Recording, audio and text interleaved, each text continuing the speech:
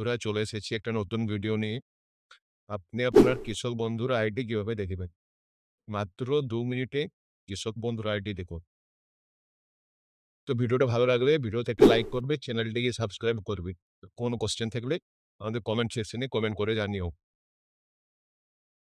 তো KPC ID জানার জন্য ১ম এই আপনাকে Google Chrome এ চলে আসতে হবে।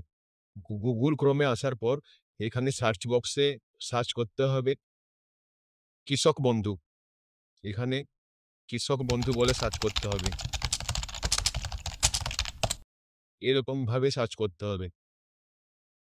তারপর সার্চ দিলেন। সার্চ দেওয়ার পর ১ম এই যে ওয়েবসাইটটা আসবে, এই ওয়েবসাইটটিতে ক্লিক করুন। এই ওয়েবসাইটটিতে ক্লিক করুন। এই ওয়েবসাইটটিতে ক্লিক করার পর নিচের দিকে আসলে একটা ইন্টারফেস দেখতে পাবেন, নথিভুক্ত কৃষকের তথ্য। এই নথিভুক্ত কৃষকের তথ্যে ক্লিক করুন।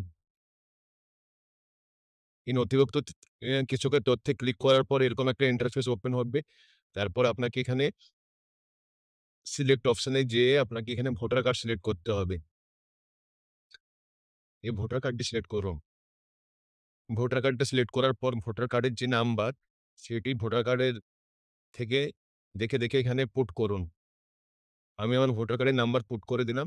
তারপরে এই ছোট্ট বক্সটিতে একটু ট্যাপ করুন। ছোট্ট বক্সটিতে ট্যাপ করার পর এরকম একটা ইন্টারফেস ওপেন হবে। তারপর এই সার্চে সার্চ করুন।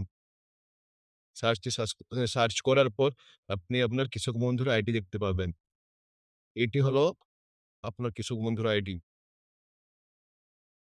থ্যাংক ইউ বন্ধুরা। ভিডিওটা ভালো লাগলে ভিডিওটা লাইক করো, বন্ধুদের মধ্যে শেয়ার করো।